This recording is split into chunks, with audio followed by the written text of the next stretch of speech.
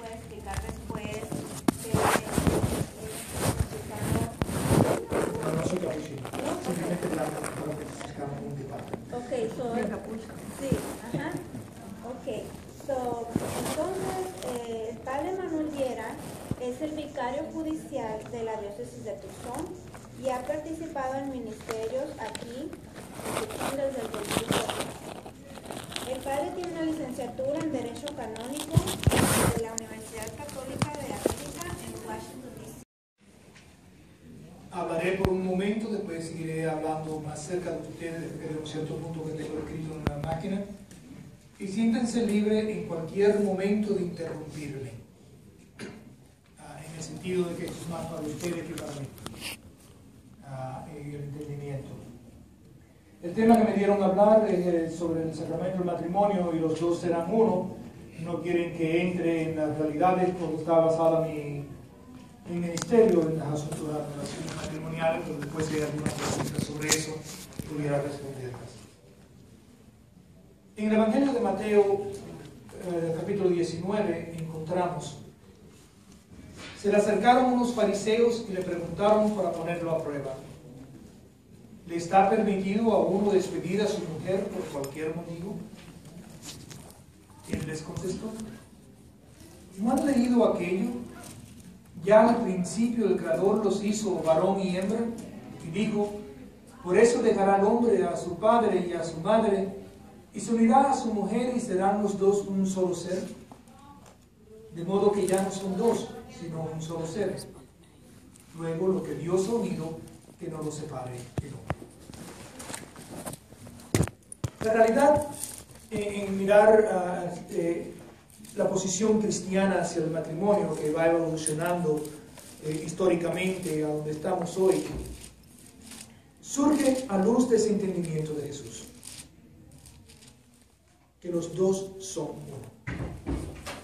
El entendimiento de Jesús de que cambia la realidad de la práctica judía en que se permitían en ciertas situaciones separaciones de matrimonio, especialmente en aquellos tiempos si la pedía el hombre más que si la pedía la mujer, que todavía se practica en muchas religiones musulmanas, etc., que es el hombre el que tiene derecho, no la mujer, de pedir el divorcio. Jesús dice que no, que tenemos que regresar al intento del Creador, que los dos son uno. Y eso en realidad causa ciertos problemas practicales y problemas pastorales en nuestra comunidad debido al gran número de divorcios que existen. La teología matrimonial sobre el sacramento del matrimonio es una que tiene una historia a veces, como digamos, un poco dudosa de cómo hemos llegado a considerar el matrimonio como sacramento. Fue evolucionando por largo tiempo en la iglesia, pero no rápidamente la iglesia reconoció el matrimonio como sacramento. La iglesia empieza a hablar del matrimonio como sacramento oficialmente en el Cancil de Verónica. En el Concilio de Verónica, alrededor del año 1145, creo que es la fecha del Concilio de Verónica, fue para una realidad local. Como universalidad de la iglesia, el matrimonio como sacramento no fue hasta el Concilio del Trento, allá alrededor de los 1200. O sea que los primeros 1200 años de la iglesia, el matrimonio no se consideraba ser un sacramento, se consideraba ser algo sagrado. Fue poco a poco que llegamos a un entendimiento sobre esa realidad del matrimonio como sacramento, y desde esa definición hemos tenido nuevos énfasis y encuentros sobre qué significa la realidad del matrimonio como sacramento. Uno de los grandes cambios sobre esa realidad ocurre a partir del Vaticano II. Sin aburrirlo con toda la historia de cómo llegamos a esa posición, posiciones que la Iglesia negó y después aceptó, hablarles solamente de una de ellas que tiene clave en el entendimiento del Vaticano II. Hasta el Vaticano II, las definiciones que se encontraban en el derecho canónico de 1917, que no tenía una definición del matrimonio, había que sacarla de varios lugares. El Código del 83 tiene una definición. el matrimonio se veía como aquel contrato que hacía el hombre y la mujer para el uso del cuerpo, con el motivo de tener hijos.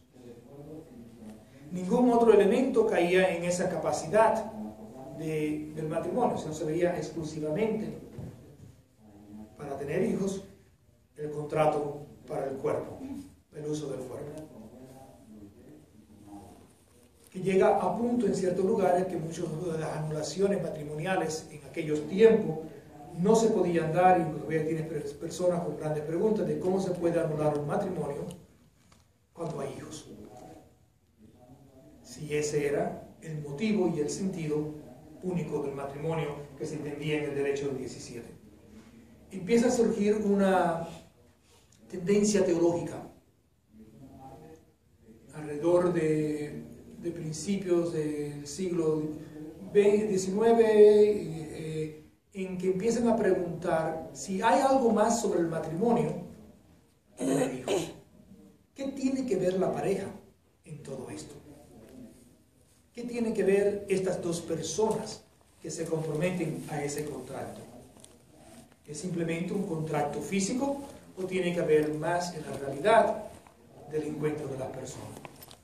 Esos teólogos empezaron a hablar de un sistema personalista, en que sí hay algo más profundo que solamente tener hijos, que tiene que haber algo en el encuentro personal y el compromiso personal entre estas dos personas. La Santa Sede no estaba muy feliz con ese encuentro, y aún el Pío XII se ven notas en que decían que era imposible de hablar del matrimonio si no era en el motivo del hecho de los hijos, porque eso es lo que decía la tradición. Teniendo eso en mente, que decían que eso era imposible, entonces viene el nivel del Vaticano II. Y si no han leído el documento Gaudium et Spes, Alegría y Esperanza, del Vaticano II, deben de leerlo, especialmente el capítulo del 48 en adelante, en que habla sobre el matrimonio. Gaudium, G-A-U-D-I-U-M, et, Spes, S-P-E-S. En ese matrimonio encontramos ciertas cosas. Dice el Vaticano II, los documentos del Vaticano II, fundada por el Creador y en posición de sus propias leyes, la íntima comunidad conyugal de vida y de amor se establece sobre la alianza de los cónyuges, es decir, sobre su consentimiento personal e irrevocable. Por primera vez en un documento oficial de la Iglesia, vemos que el matrimonio tiene algo que ver con la íntima comunidad de vida y de amor de la pareja. Hasta este momento, en los 1968 más o menos que salió este documento, no se ve en un lugar especial el reconocimiento que el hecho personal de la comunidad que se forma íntima entre los esposos tiene algo que ver en el matrimonio y no es solo sobre los hijos. Continúa que pues el mismo Dios es el autor del matrimonio, al cual lo ha dotado con bienes y fines varios, todo lo cual es de suma importancia para la continuación del género humano, para el provecho personal de cada miembro de la familia y su suerte eterna para la dignidad establecida, paz y prosperidad de la misma familia y de toda la sociedad humana. Piensa en hablar la realidad del matrimonio como algo básico y fundamento para el bienestar de la sociedad y que es creado por Dios. De esta manera, el marido y la mujer, que por el pacto conyugal ya no son dos, sino una sola carne, con la unión íntima de sus personas y actividades, se ayudan y se sostienen mutuamente, adquieren conciencia de su unidad y la logran cada vez más plenamente. Esta íntima unión con mutua entrega de dos personas, lo mismo que el bien de los hijos, exige plena fidelidad conyugal y urge su indisoluble unidad. Mueve entonces en esa realidad que empieza a mirar seriamente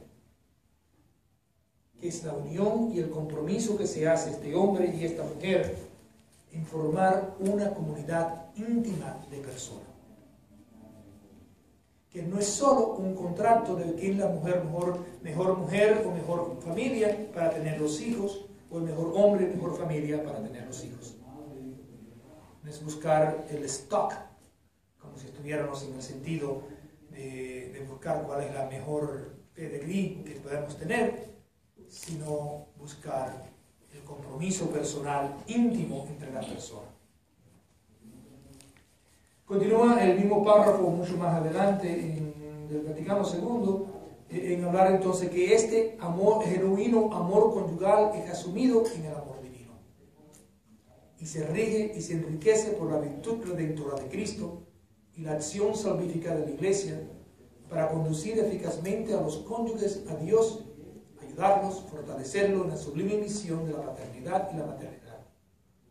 Por ello, los esposos cristianos, para cumplir dignamente sus deberes de Estado, están fortificados y como consagrados por un sacramento especial, con cuya virtud, al cumplir su misión conyugal y familiar, son imbuidos del Espíritu de Cristo, que satura toda su vida de fe, esperanza y caridad, y llegan cada vez más a su propia perfección y su mutua santificación, y por tanto, conjuntamente a la glorificación de Dios. Entonces ve al matrimonio en ese compromiso de la pareja, en ese compromiso íntimo conyugal, un momento de santificación. Que en el proceso de la pareja de conocerse el uno al otro, en el proceso de la pareja de continuar en la realidad del compromiso de ellos, se santifican y glorifican a Dios. Y el sacramento les da entonces la fortaleza para continuar en esa santificación, la fortaleza para enfrentarse a las diferentes realidades de la vida matrimonial en diferentes aspectos y realidades. Entonces trae el elemento personal en una forma muy concreta el Concilio Vaticano II. Al mismo tiempo, no tanto contradecir, porque hablaba también de los hijos, en unos párrafos más adelante, dice que el matrimonio no ha sido instituido solamente para la procreación, sino que la propia naturaleza del vínculo indisoluble entre las personas y el bien de la prole requiere que también el amor mutuo de los esposos mismos se manifieste, progrese y vaya madurando ordenadamente. Que no es solo para los hijos, que es sobre esta relación personal entre la pareja, que progrese, que vaya madurando ordenadamente. Habían grandes cuestiones de que si solamente el matrimonio era para los hijos, aquellas parejas que no podían tener hijos, que si podían estar casados o no. Por eso, aunque la descendencia tan deseada muchas veces falte, sigue en pie el matrimonio como intimidad y comunión total de la vida y conserva su valor e indisolubilidad. Que aunque no tengan hijos, el compromiso de la pareja continúa como elemento principal del sacramento. Cosa que no hablábamos mucho y muy profundo antes del Código de 1983 o antes del Vaticano II. Finalmente, los cónyuges hechos a imagen de Dios vivo y constituidos en el verdadero orden de personas, vivan unidos con el mismo cariño, modo de pensar idéntico y mutua santidad, para que habiendo seguido a Cristo principio de vida en los gozos y sacrificios de su vocación por medio de su fiel amor, sean testigos de aquel misterio de amor que el Señor con su muerte y su redención reveló al mundo. Se convierte el sacramento en cierto sentido porque son símbolo del amor de Cristo, que sale y brota de la carta de los Efesios, en el sentido de que así como Jesús, como un hombre y una mujer se entregan a sí mismo, cuanto más se entrega Jesús a su iglesia y la iglesia a Jesús. Y se va a hacer una reflexión única de esa realidad del amor. Mi gran pregunta en esta realidad entonces es: ¿qué tanto conocemos nosotros antes de casarnos de de ese significado matrimonial y qué tanto se da a conocer en las prácticas prematrimoniales.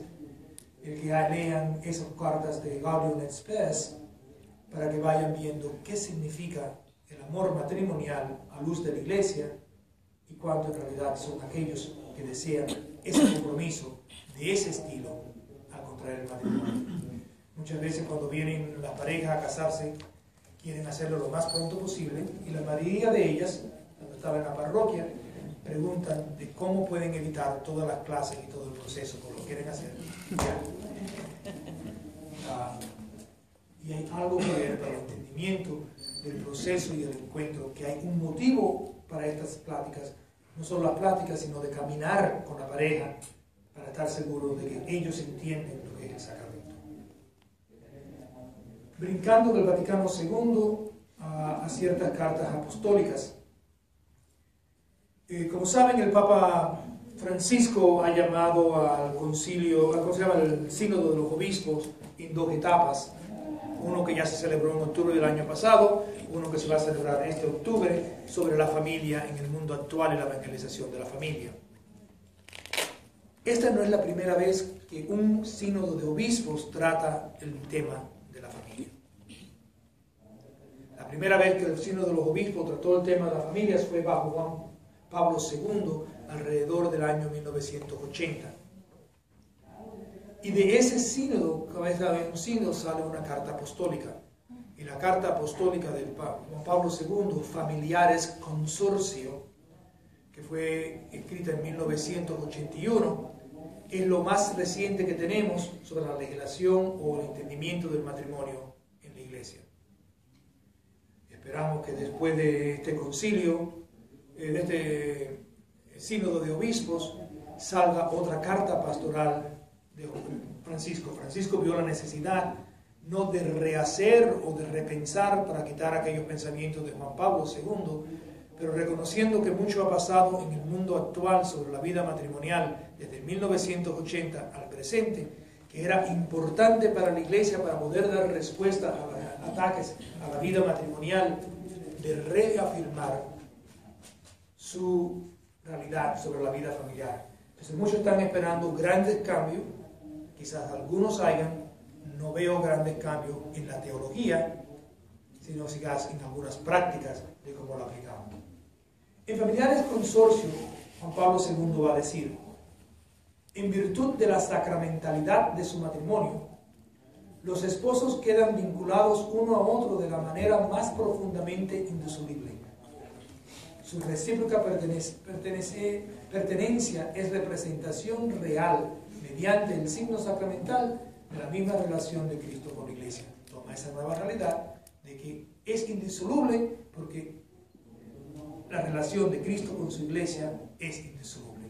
Aun cuando hemos fracasado, aun cuando hemos pecado, Cristo está dispuesto a tomarnos de nuevo. Entonces que ese trabajo entre la pareja va reflexionando la pertenencia y la representa al Cristo.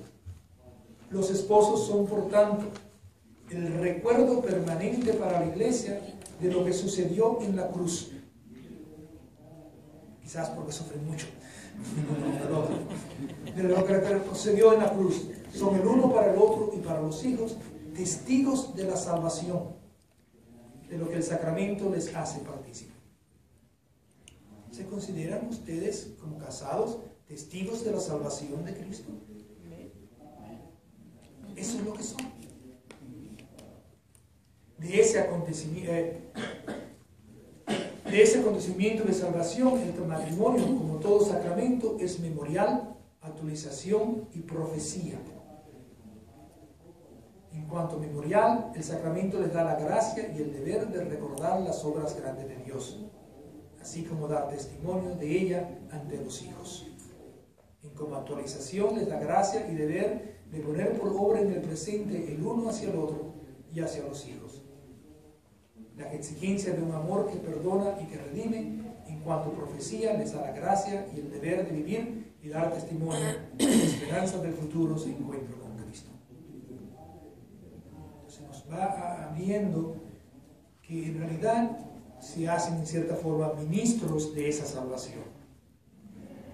Continúa Juan Pablo II. Al igual que cada uno de los 7 sacramentos, el matrimonio es también un símbolo real del acontecimiento de la salvación, pero de modo propio.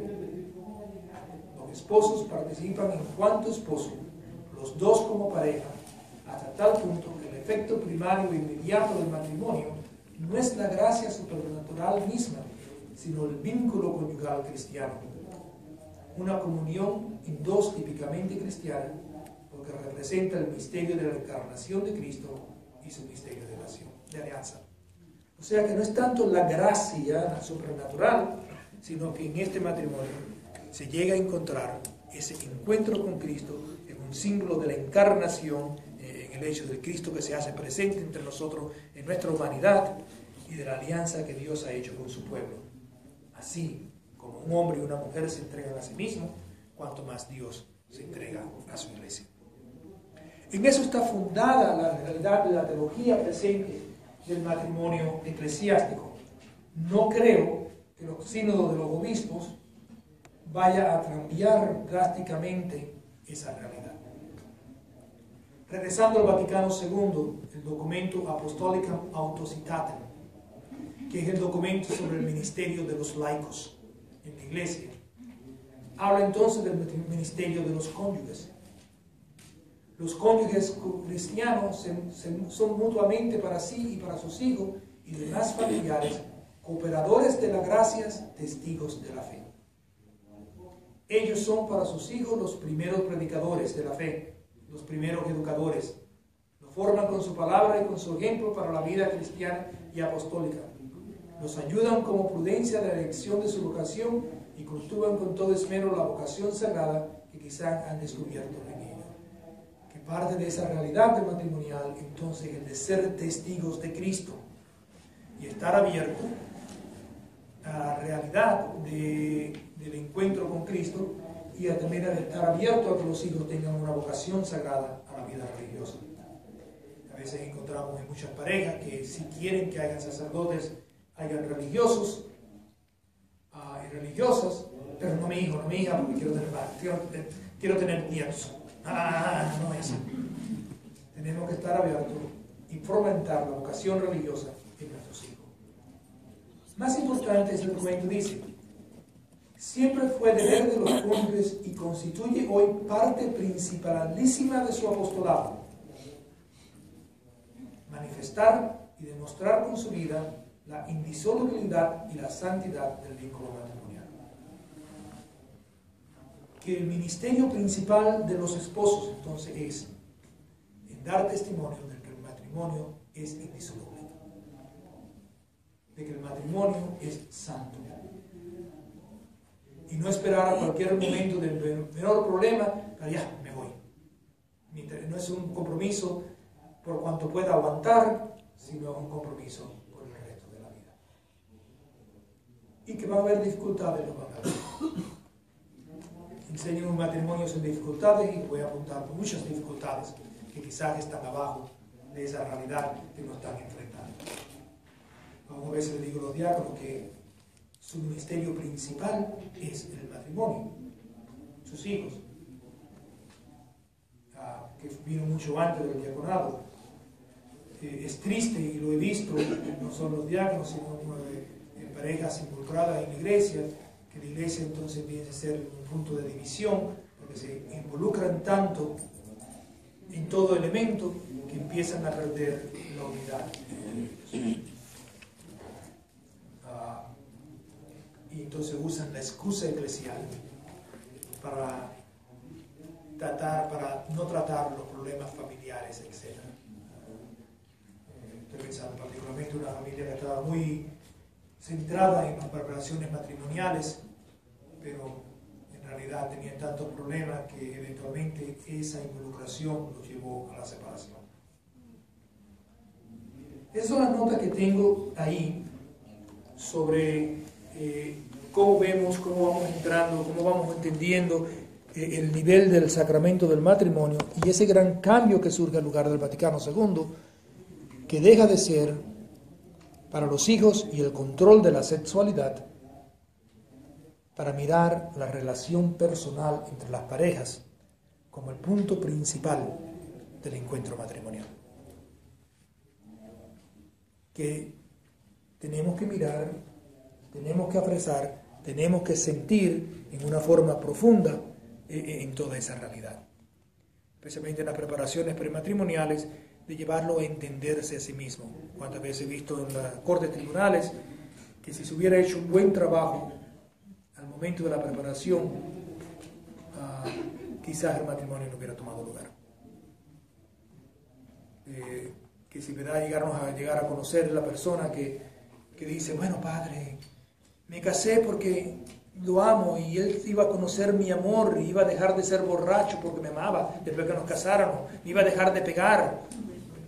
No, la realidad continúa. Entonces, hacer presente de que si ya no está presente en el noviazgo la realidad de estar formando una comunidad de vida y de amor, si en el noviazgo donde estamos tratando de impresionar a la otra persona no está presente, va a estar mucho menos presente en la vida matrimonial. Seguir llevando a la pareja a esa realidad. ¿Alguna pregunta hasta ahora? ¿Algún comentario antes de ir mirando el derecho? Entonces ya, como antes se decía, el matrimonio es para la procreación, como Dios había dicho. Ya no es necesario decirlo de esa manera. La Iglesia no elimina el elemento de la procreación, pero hace hincapié ahora, en cierta forma, en la relación personal. No es solo por la procreación, procrear puede cualquiera. Un hombre o una mujer puede tener tantos hijos como quieran, con tantos hombres o cuantas mujeres quieran. Lleva solo un acto sexual. Es mucho más allá de la procreación al compromiso personal de la pareja. De que es principal. O sea, el elemento de la procreación todavía está ahí, está en el derecho, está en todos los documentos, pero no es lo único, no es lo principal. En el derecho de 1917 se hablaba que el motivo principal del encuentro matrimonial o la procreación de los hijos, para eso nos casábamos. Ya no lo ve en esa realidad el derecho del 83. ¿Alguna otra? Pues hay muchas, por ejemplo, hay muchas parejas que no pueden tener más hijos por ejemplo, yo tuve cesáreas. No puedo tener todos los hijos que quiera porque ahí hay un problema médico, yo creo, ¿verdad? Entonces, la Iglesia no dice que deben tener hijos por solo tener hijos. Eso es un error constante. La pareja tiene que mirar en una forma de cuántos son los hijos que puede tener, cuántos son los hijos que no puede tener, etcétera, en evaluar esa realidad. Ahí hay ciertos elementos. Lo que la Iglesia dice que no se deben usar métodos artificiales de la contracepción. Y algunas veces hay que mirarlo. Hay un documento en español muy poco conocido, por lo menos no se conoce en inglés, nunca he visto en inglés una parte de ese documento, que fue una plática que dio Pablo VI a los obispos de Sudamérica en la conferencia de Ceilán, cuando Pablo VI fue allá, poco corto después de que él había dado la encíclica Humanae Vitae, encíclica bellísima sobre el matrimonio, que todo el mundo se concentra en el asunto de los hijos y la anticoncepción de los hijos, pero habla bellezamente del matrimonio, y de eso no hablamos simplemente de ese punto pequeño de ahí. Y Juan Pablo II a los obispos le dijo, eso no quiere decir que vayamos en una carrera a la superpoblación del mundo. Que cada pareja tiene que mirar y tiene que actuar. Lo que estaban tratando Juan Pablo VI, según mi entender, era evitar la situación en que parejas se vean en una forma egoísta y no querer compartir su belleza, su compromiso en en el de tener hijos, en educarlos en la fe, en mantener la sociedad cristiana, en la sociedad humana. Pero hay ciertos controles de salud, etc. Quizás una pareja que descubre después del primer hijo de que tienen tendencias abusivas hacia los hijos, quizás sea buena que no tengan más, si descubren esas tendencias. ¿Cuándo es que la carta escrita por el Papa, no sé si llamarle carta canónica o carta papal, se convierte directamente en dogma de la Iglesia? ¿Eso es al momento en que él escribe o cómo? Sí y no. Depende del tipo de carta que es. No todo que sale de la boca del Papa es completamente dogmático. Al mismo forma, estamos llamados a prestarle gran atención a todo lo que dice él como Papa.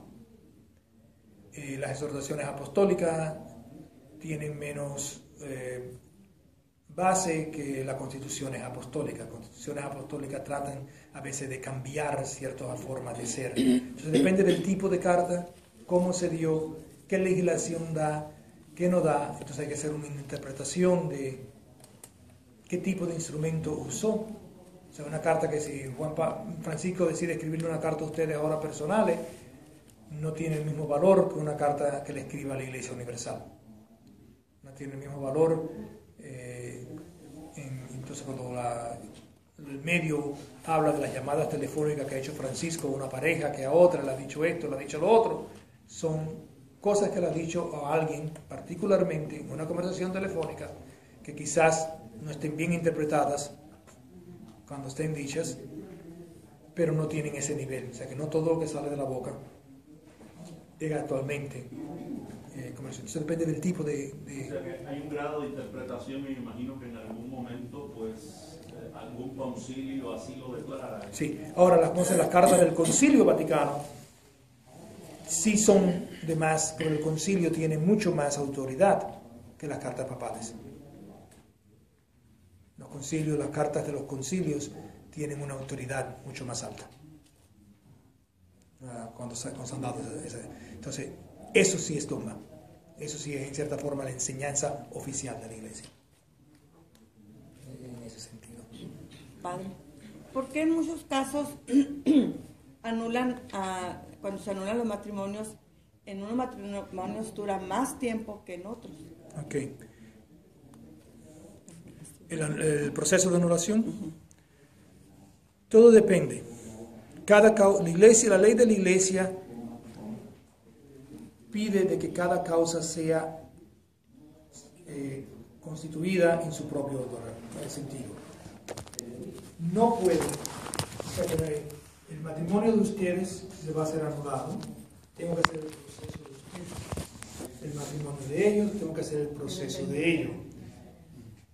Cada causa tiene que ser comprobada en sus propios méritos. No puedo decir, porque esto ha pasado en otras causas, como se hace en la ley civil, este es el motivo. No.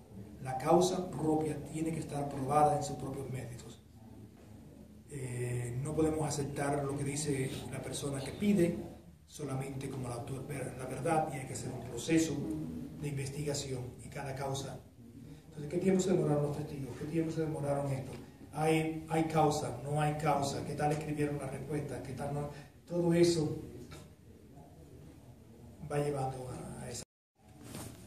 Aun cuando se celebra en la iglesia, una católica que se casa con un no bautizado, con permiso para celebrar un matrimonio con un no bautizado, ese matrimonio es natural, no sacramental. Si ese no bautizado más tarde se bautiza, el día que se bautiza, entonces se convierte el matrimonio en sacramento. Entonces el día de la vigilia pascual, cuando lo bautizo a él, no solo recibe bautizo, sino que el matrimonio de ellos se convierte en sacramento, porque no puede haber un matrimonio entre dos bautizados que no sea sacramento. Eso causa un problema pastoral con la Junta del RICA, con el RCIA, porque aún si no se ha tratado el matrimonio, es una pareja que está divorciada, uno no bautizado, si no se ha llegado a una disolución o una anulación del matrimonio anterior al bautizo, estamos haciendo sacramento al matrimonio anterior, aún después del divorcio. Causa unos problemas pastorales en el encuentro. Por eso no se debemos estar bautizando a los divorciados sin mirar ciertos niveles de su vida pastoral.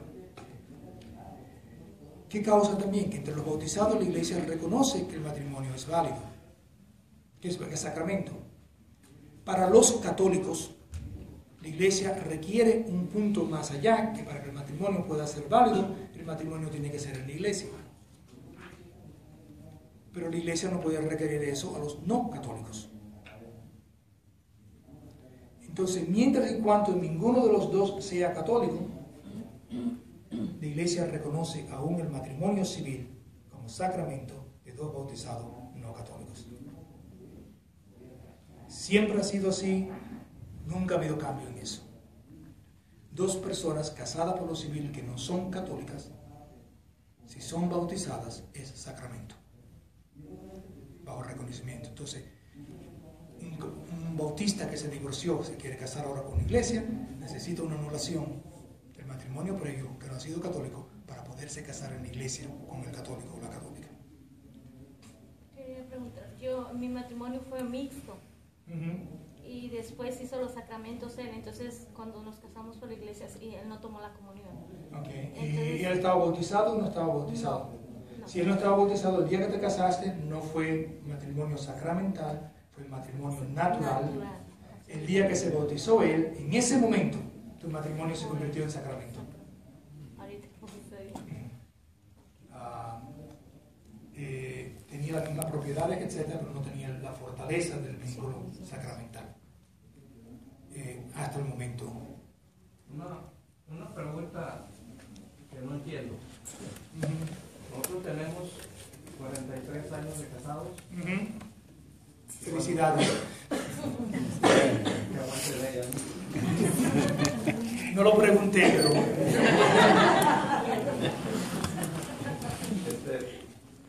La pregunta es que nos dijo el sacerdote: lo que Dios une jamás el hombre separará. Y si, ¿por qué la Iglesia Católica anula un matrimonio? Okay. Porque La cuestión, de nuevo, por eso, la cuestión principal de la anulación matrimonial es el día de la boda. Estaban los elementos necesarios presentes en una legislación canónica para que este matrimonio fuera sacramento o fuera natural en unión sacramental, en unión que Dios lo haya unido. Que pueden haber situaciones en el cual el matrimonio no fundó un sacramento o no fundó una relación natural porque la ceremonia no fue bien hecha, porque como católicos no se casaron por la iglesia, o porque algún elemento de intención no estaba presente, o porque había una dificultad psíquica, tanto de él o de ella, que impedía el matrimonio. Ejemplo, yo me caso con usted, pero me reservo el derecho de tener otras mujeres, no te voy a ser fiel. Mi intención de no ser fiel hace inválido el matrimonio. No la infidelidad, sino la intención de serle infiel. Nos casamos, pero no vamos a tener hijos. La intención de no tener hijos hace que el matrimonio sea inválido desde un principio. Nos casamos, pero tú no tienes los papeles, yo sí tengo los papeles, estamos casando porque tengo los papeles, y cuando tengamos los papeles, quizás no, veremos si vamos a continuar o no. La intención es algo otro que el compromiso entre pareja. ¿Era él o ella una persona enfermada psíquicamente o tenía alguna cualidad en la cual había un problema? Un borracho, un homosexual o un enfermo psíquico. Usó la pareja la propia discreción de juicio para entrar al matrimonio. Habían elementos que si hubieran prestado atención a ellos no se hubieran casado, pero en el apuro de casarse no prestaron atención a esos elementos necesarios. Hubo fuerza o miedo en el casarse. Ella estaba encinta y el padre le vino con una escopeta: si no te casas con mi hija te mato. Hubo ese tipo de fuerza, o sea que O sea, la libertad de las personas de escoger este estado de vida no estaba presente. Se puede ver motivos varios, todos presentes ya en el día de la boda. Eso es lo que se tiene que comprobar, que esos elementos ya estaban presentes el día de la boda para poder dar la anulación matrimonial. La anulación dice no hubo sacramento, no hubo matrimonio. Si hubo matrimonio, entonces es por toda la vida. Es lo que es el decreto de anulación. Pero cada causa hay que estudiarla por sí sola, por sus propios méritos, por su propia realidad. Padre, esos elementos al que usted se refiere son los de llamámosle la doctrina o algo paulina o petrina. No, la doctrina petrina y paulina son elementos diferentes. Los causas paulinos o petrinos son causas de personas no bautizadas. El paulino se refiere a dos que cuando entraron en matrimonio los dos no eran bautizados. Solo uno es bautizado después y ese bautizado quiere entrar en matrimonio con una persona bautizada. Entonces, en ciertas circunstancias se puede dar una dispensa del matrimonio previo porque no era sacramental en luz del matrimonio sacramental. En la petrina, el paulino lo puede hacer el obispo en que uno de los dos era no bautizado, o los dos. En el paulino tiene que haber conversión, en la petrina no requiere conversión. Pero tiene que ver con la disolución del matrimonio basado en el no bautismo. Tanto el paulino como el petrino.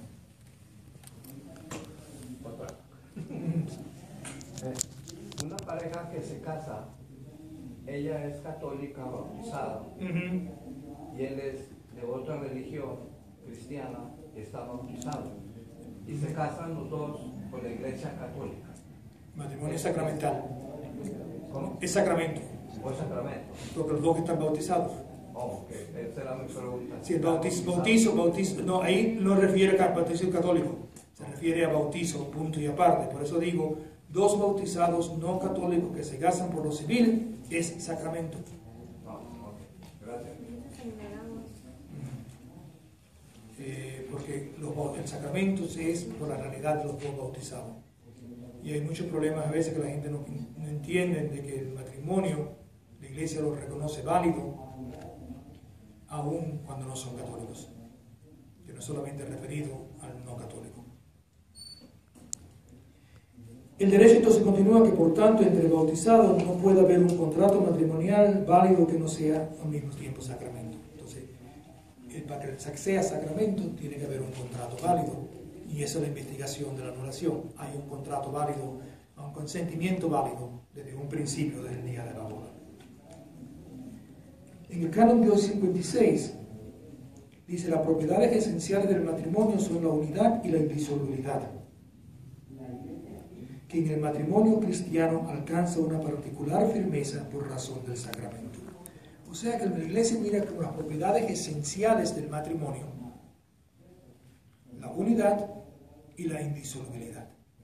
La indisolubilidad es que el matrimonio no es soluble, que no se puede disolver. Una anulación no es una disolución del matrimonio. Tenemos que tener eso claro. Una anulación es decir que no hubo matrimonio bajo un proceso legal. La disolución del matrimonio ocurre solamente en tres situaciones de que la iglesia permite.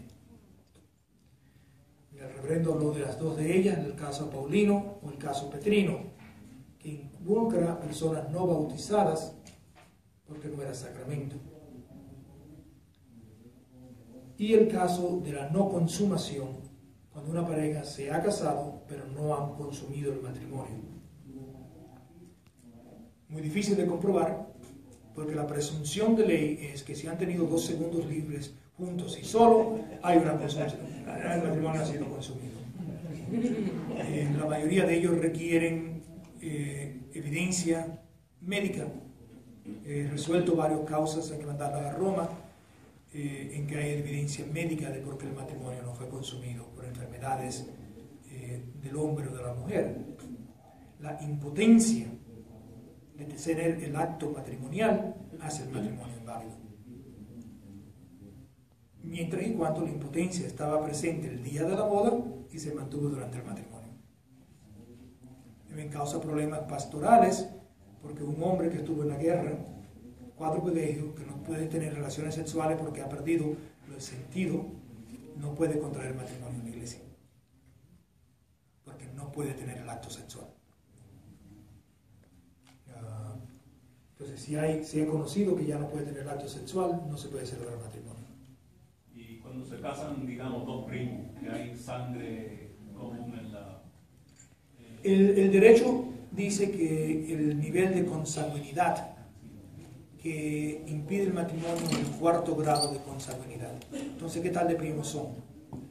Si son primos hermanos, es el 4º grado de consanguinidad y se puede dar dispensa. Pero si son segundos primos o algo así, sería el 5º o el 6º grado, se pueden casar. Se cuentan, se hace un diagrama de las dos líneas, llegando al común, el cual brotan.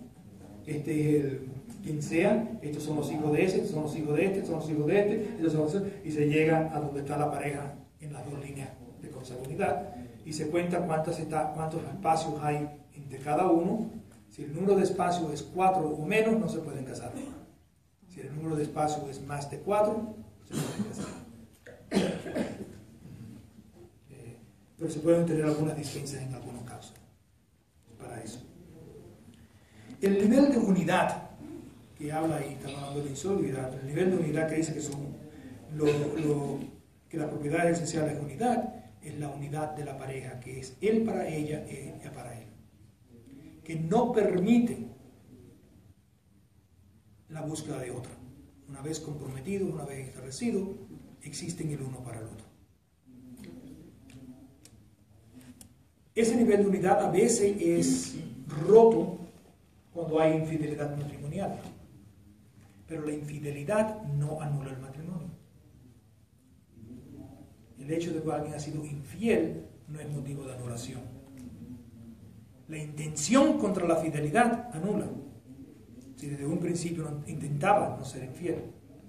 Trabajé una causa en otra diócesis en que el novio en la noche de la práctica se acostó con todas las damas.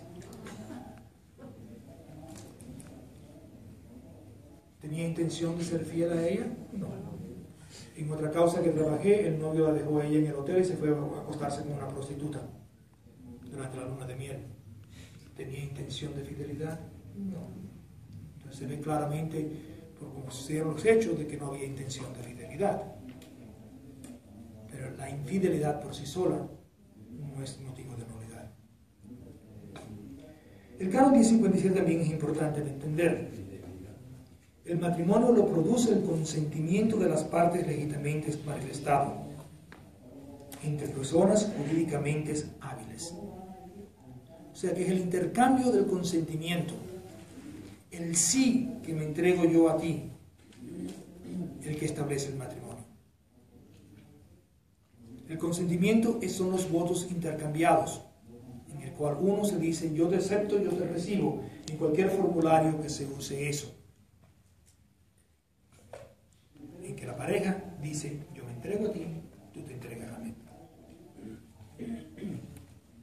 Pero el consentimiento no se puede separar de la realidad que le precede,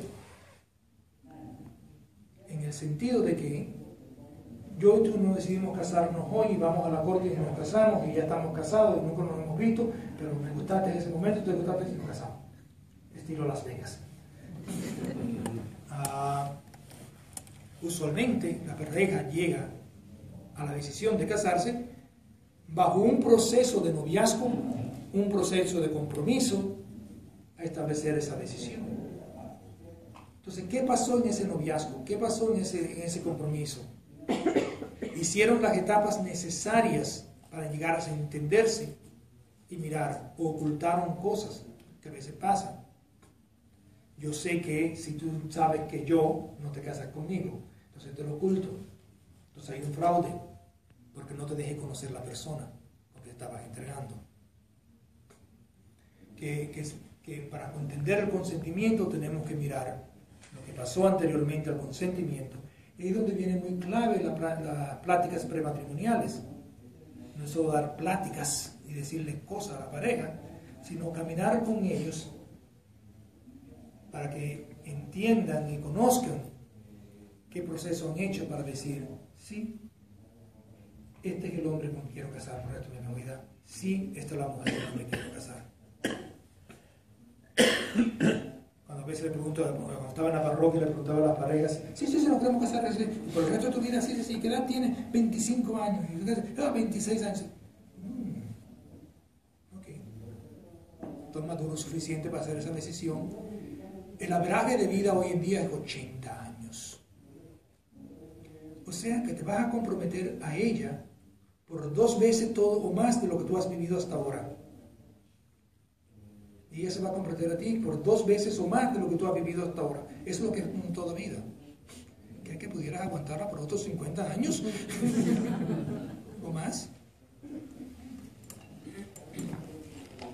Porque a veces no tomamos en cuenta de la seriedad del compromiso, que no es hasta que pueda aguantar, sino es un compromiso por el resto de la vida. Y es dado por personas hábiles. O sea, que una persona que no es hábil no puede dar consentimiento. La habilidad de la persona puede ser debido a que tenga problemas psíquicos o que la ley le prohíba casarse. O sea, yo no me puedo casar, yo no soy una persona hábil para casarme. Porque he hecho votos religiosos en la vida franciscana y porque estoy ordenado sacerdote. No soy hábil para contraer matrimonio. Tengo la prohibición de derecho para contraer matrimonio. Por mucho que atente, a no ser que haya recibido una dispensa de Roma, ese matrimonio no puede ser válido porque no soy hábil para contraer el matrimonio. Una amiga mía se casó con uno que tiene esquizofrenia y me dice que desde que lo conoció le dijeron que él estaba malo de los nervios y todo el tiempo ha tenido lo mismo. Si el matrimonio va bien, déjalo ahí. The sleeping dog's line, dice, que los perros que están dormidos no los despiertes. Si viene ella, porque se divorciaron, y quiere que examinemos qué tal seria es esa enfermedad psíquica, se pudiera analizar. Sería un poco difícil a veces de analizar una enfermedad psíquica de la otra parte, si la otra parte no coopera, porque no se pueden obtener los médicos, los folletos médicos y los récords de los médicos sin la participación de la otra persona debido a las leyes de protección y de privacidad. Entonces se hace más difícil el comprobar la enfermedad psíquica de la otra persona. Pero puede haber una realidad en eso. Ese consentimiento es un acto de la voluntad. O sea que el acto de la voluntad mía de entregarme a ti. Y es el acto de voluntad de ella de entregarse a mí. Y por la propia voluntad de cada persona se hace esto y que es irrevocable.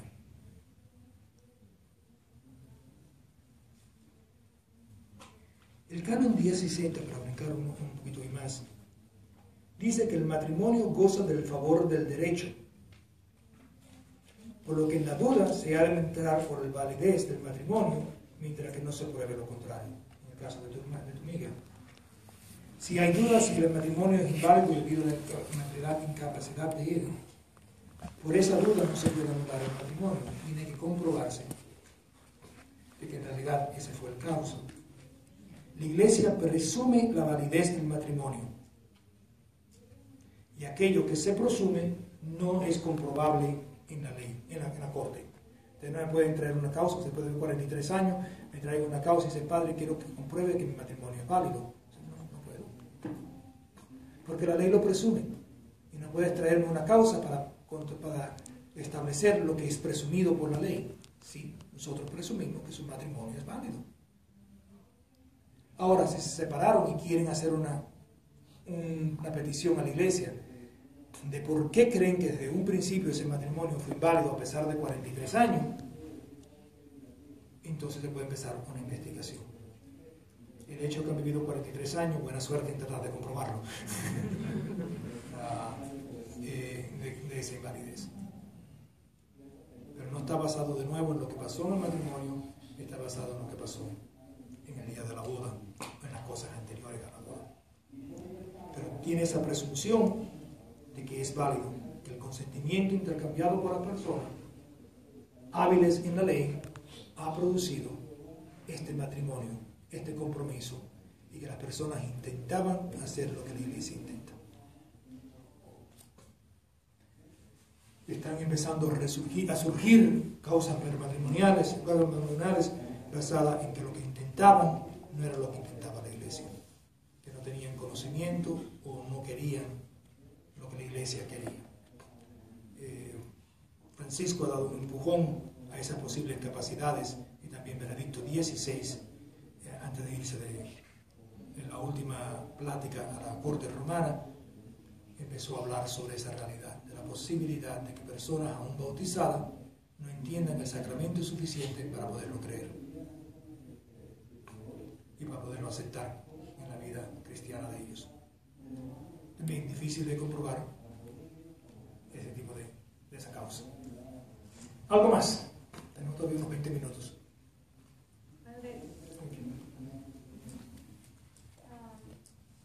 Mi papá y mi mamá están casados por el civil solamente.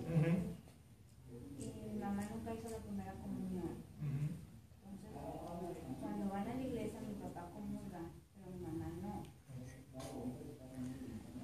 Técnicamente, voy a hablar técnicamente porque no quiero juzgar a tu papá y mamá sin hablarlo con ellos. Un católico que no está casado por la iglesia, el matrimonio no es reconocido válido. Por lo tanto, no deben acercarse y no pueden acercarse a la Eucaristía. Tanto tu papá como tu mamá. El hecho de que recibieron o no recibieron la primera comunión no tiene nada que ver con eso. Al momento de que contrajeron matrimonio civil y no eclesiástico, perdieron la posibilidad de recibir la Eucaristía. Sé que muchos lo hacen. No me paso todo el día cuando estoy viviendo comunión. ¿Estás casado? ¿No estás casado? ¿Estás casado? Hace lo mejor que pueda, pero técnicamente, si no están casados por la iglesia, no deben estar ninguno de los dos recibiendo Eucaristía. El hecho de que tu mamá no ha recibido la primera comunión no es un obstáculo a la recepción del sacramento del matrimonio. Usualmente el derecho dice que antes de casarse, los católicos deben haber cumplido su iniciación, o sea que deben haber sido bautizados, recibido la primera comunión y ha sido confirmado. Pero cuando nos casamos o nos unimos, nos casamos por lo civil o nos unimos libremente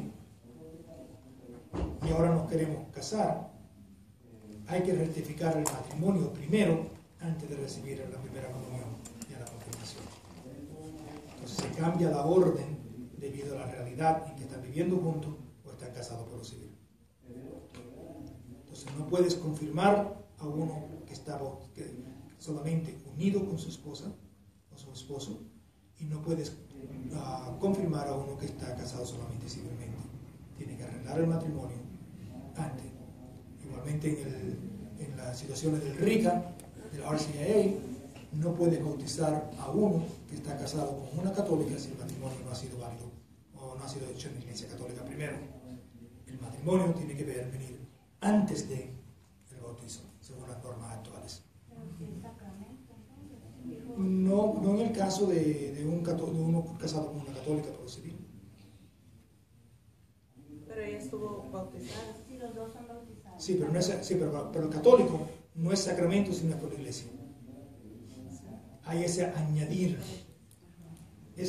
de la regulación eclesiástica, pero que sea sacramento tiene que ser en la iglesia. Si son dos católicos. Sí, entendimos, yo también entendí así, Sí. ahorita que dijo usted que Para dos bautizados,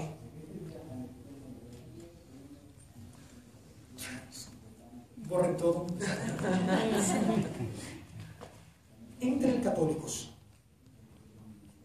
mientras y cuando una de la pareja es católica bautizada en la Iglesia Católica, la Iglesia requiere que el matrimonio sea en la Iglesia Católica, si no, no la reconoce. Punto y aparte. Pero el matrimonio civil entre dos no católicos, No bautizados. bautizados o no bautizados, la Iglesia lo reconoce. O sea que una persona casada por lo civil que no es católica con otra persona que no es católica, la Iglesia reconoce ese matrimonio. como sacramento si son los dos bautizados, como natural si no son bautizados.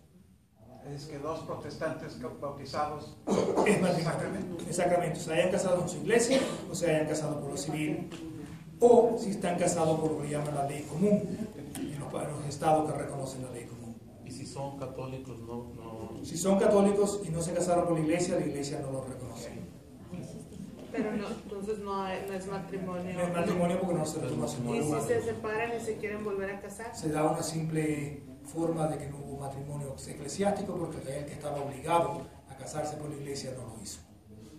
Es una de las anulaciones más simples que se dan. Que le llama la falta de forma, la conforma. Me ha tocado con conocidas que le dicen que no están casados por la iglesia, pero mientras les va a llegar sus papeles o se van a... El padre les dio permiso que comulgaran, pero que no tuvieran intimidad. Ok. Familiares Consorcio de Juan Pablo II habla de esa realidad, que aquellos que quieren regresar a la Eucaristía sería mejor que se separaran, pero aquellos que no se pueden separar, mientras y cuanto vivan como hermanos y hermanas y no como esposos, pueden acercarse a la Eucaristía. Y ese es el único momento que pueden hacerse. Están viviendo no como esposos. Ahora, pedirle a una pareja que no vivan como esposos, que no tengan relaciones sexuales, se hace un poco difícil. Sí, porque si ya uno ya tiene familias... Aunque no tenga familia, y después ya no tenga relación. Sí. Ese es un momento importante que no tenga relación. Ahora, a veces lo damos en situaciones de personas que ya son ancianas, que no pueden tener relaciones por asuntos médicos. No se puede dar una relación al matrimonio previo, pero pueden regresar a los sacramentos porque están viviendo la vida de intimidad. No están viviendo la vida de intimidad debido a las situaciones médicas. Pero si me va a pedir un muchacho de 25 y una muchacha de 26 que van a vivir como de hermanitos, digo, hazme otra cuenta y quizás te lo crea. Entonces, ahorita que sale eso, mi hermana está así y ya nos hemos agarrado, pero que supuestamente les dan permiso porque ellos hacen cosas, están en la iglesia y todo. Nadie tiene la autoridad de dar permiso a no ser que sea en esa situación. No, dicen, no tenemos relaciones, sí, pero siguen siendo matrimonio, dejan de tener relaciones por 2-3 meses, digo, pero vuelven otra vez a tenerlo. Entonces no, el hecho es de no tener relaciones, punto y aparte. No. Si regresan a tener relaciones, pierden el permiso. No, al parecer así lo hacen. O sea, 2-3 meses para estar un momento en comunión y luego otra vez vuelven a tener y luego otra vez dejan. Digo, no. Están jugando. Pues yo le digo, también los sacerdotes son humanos, se equivocan y lo que está... Están jugando con la realidad. Digo, se están y el hecho es, ¿por qué no se casan por la iglesia? Hay impedimentos también. Si hay impedimentos, entonces ¿qué? Se tratan de resolver esos impedimentos. Se tratan de resolver la situación. Para eso están las cortes eclesiásticas, a ver si se puede. En ese sentido, pero el sacerdote y el diácono no tienen la facultad de dar permiso. Ya que entré en eso. Él está casado por la iglesia con otra persona, entonces tiene años de separado por infidelidad, supuestamente que le van a anular el matrimonio y se va a casar con mi hermana. Entonces le digo, si es solamente infidelidad, si es lo único que están aclamando, no hay una relación matrimonial. Yo le dije, no, pues en mi caso fue lo mismo, ya por eso, hay un hijo de por medio, le digo, ya por eso, y el perdón, existe el perdón también para... Sí, pero la infidelidad no es motivo para eso, para la anulación. Si eso es lo único que está aclamando, no la va a recibir. Tiene que haber otra cosa. En un proceso de anulación, cuando llega el momento en que las partes deben de apelar, por ejemplo, la parte que defiende el voto apela, esto quiere decir que esto ya está en el momento que en primera instancia ya está nulo el matrimonio. Sí o no. La parte demandada, en todo momento del proceso puede decir que él está o ella está en obstáculo a que se dé la anulación y dar los motivos. Para hacer técnicamente una apelación, sí, tiene que haberse dado un dictamen, porque no hay apelación hasta que no se dé. pero puede dar a conocer desde un momento, desde un principio: yo no estoy de acuerdo con esto por X motivo, creo que el matrimonio fue válido, y tiene derecho a la presentación de esa realidad.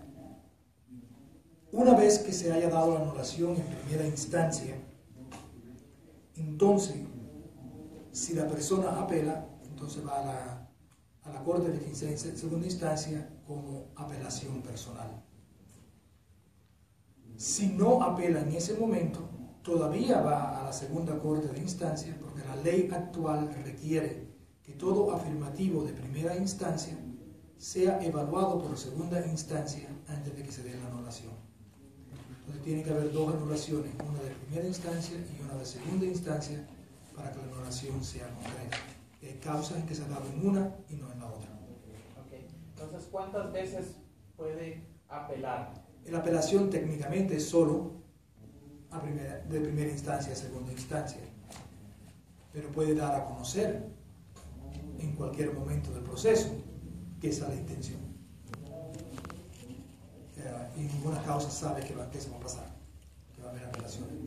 Sé de causa de un principio que va a haber una apelación, y sé causa de un principio de que cuando voy a decir que no, va a haber una apelación. Pues va a haber dos apelaciones. Bueno, la apelación, técnicamente una apelación después del veredicto. No hay nada que apelar hasta que no se dé el veredicto. Ya el veredicto en segunda instancia ya no se puede apelar. El veredicto de segunda instancia se puede apelar a una tercera instancia si los veredictos son diferentes. Okay. Afirmativo, negativo, negativo, afirmativo. O si hay nueva evidencia que puedas proponer en 10 días de que no estaba presente en las otras dos instancias. Se tiene que tener nueva evidencia que no obtenían las otras dos cortes, no tenían, para poder apelar una doble concordancia. Igual que dos negativas, si la vas a apelar a tercera instancia porque sigues buscando tu afirmativo, tienes que tener nueva evidencia que no estaba presente en las otras dos decisiones. Por ejemplo, si es primera instancia y segunda instancia. Las dos afirmativas y tienen índole de que va a apelar la tercera instancia casi antes que la apelación llegue al lugar y ya no hay derecho de apelación. Por ejemplo, si la causa es problemas psíquicos, entonces la iglesia está analizando el caso. Entonces, si ven que, por ejemplo, el que defiende el voto, por decir, se ve psíquicamente afectado y solamente quiere estar impidiendo que el proceso siga, la iglesia no hace una especie de decir, a ver, ya no te voy a dar más tiempo para que estés aplazando esto. Llega un momento en que dice ciertas cosas, pero tiene que tener cuidado, porque una causa matrimonial puede declararse inválida todo el proceso si el derecho de defensa a las dos partes no se le fue dado. Entonces, si no hay derecho de defensa y se impide el derecho de defensa, entonces todo el proceso es declarado inválido y tiene que empezar de nuevo. Entonces tiene que tener un cuidado enorme de no decir, de no darle ese derecho de defensa a la otra parte que requiere el derecho. Si una pareja está casada, nomás pero se casaron jóvenes, ¿verdad? Pero llegó un momento que se divorciaron por el civil y siguen casados por la iglesia y se volvieron a quedar juntos. Eso para la iglesia es... O sea que se casaron por la iglesia, se separaron y regresaron juntos. En esa situación, la iglesia lo reconoce todavía casado. Lo civil no lo reconoce casado, entonces se deben casar por lo civil una segunda vez solamente, no por la iglesia, porque la iglesia lo reconoce casado para establecer los derechos civiles que perdieron al hacerse divorciados. Entonces solamente se casan por lo civil. Si un matrimonio se anula y quedan hijos, ¿cómo quedan esos hijos? Los hijos se consideran todavía válidos.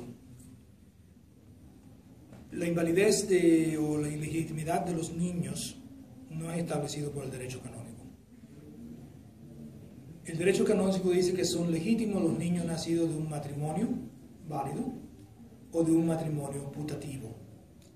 Putativo viene de la palabra de pensar en latín, en que aquel que fue un momento pensado que quizás fuera válido, en que uno de los dos entró al matrimonio con buenas intenciones.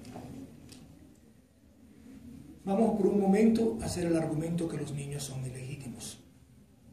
Si los niños fueran ilegítimos como resultado de la anulación, no hay consecuencia alguna en el derecho de 1983. Habían consecuencias en el derecho de 1917, pero en este momento en el derecho de 1983 no hay consecuencia alguna para un ilegítimo. ¿Cuáles eran algunas de las consecuencias del derecho de 1917? Un ilegítimo no podía ser ordenado sacerdote. Un ilegítimo no podía entrar a una vida religiosa. O si entraba a la vida religiosa no podía ser superior de la vida religiosa. Entonces esos impedimentos han sido quitados del derecho del 83. Entonces no hay consecuencia alguna para un ilegítimo o una ilegítima para actuar totalmente en la iglesia.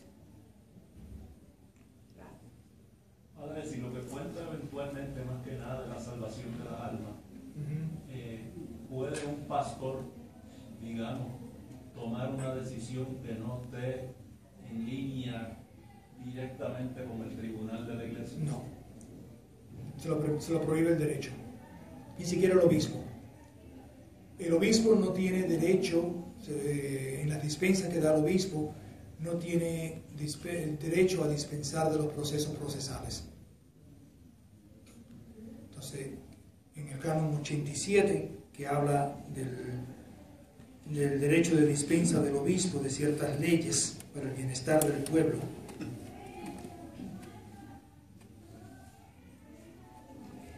en el canon 88, el ordinario lugar puede dispensar de las leyes diocesanas en cuanto se considera que es el bien de los fieles de las leyes promulgadas por el Concilio Regional. No, ese no es. Ok, es el 87. El obispo diocesano, siempre que a su juicio ello redunde en el bien espiritual de los fieles, puede dispensar de esto de las leyes disciplinares, tanto universales como particulares, promulgadas por su territorio o para sus súbditos por la autoridad suprema de la Iglesia, pero no de las leyes procesales o penales, ni de aquellas cuya dispensa se reserva especialmente a la autoridad de la Iglesia, autoridad suprema de la Iglesia. Entonces, las leyes del asunto matrimonial son leyes procesales de cómo la Iglesia llega a ese juicio. Entonces, el obispo, ni siquiera el obispo puede dispensar de ese proceso. Y si un sacerdote o un diácono actúa contrariamente o directamente del tribunal, o puede ser suspendido o si es una causa grave, puede ser dimitido del estado clerical. Bueno, espero que hayan aprendido un poquito algo. Mucho.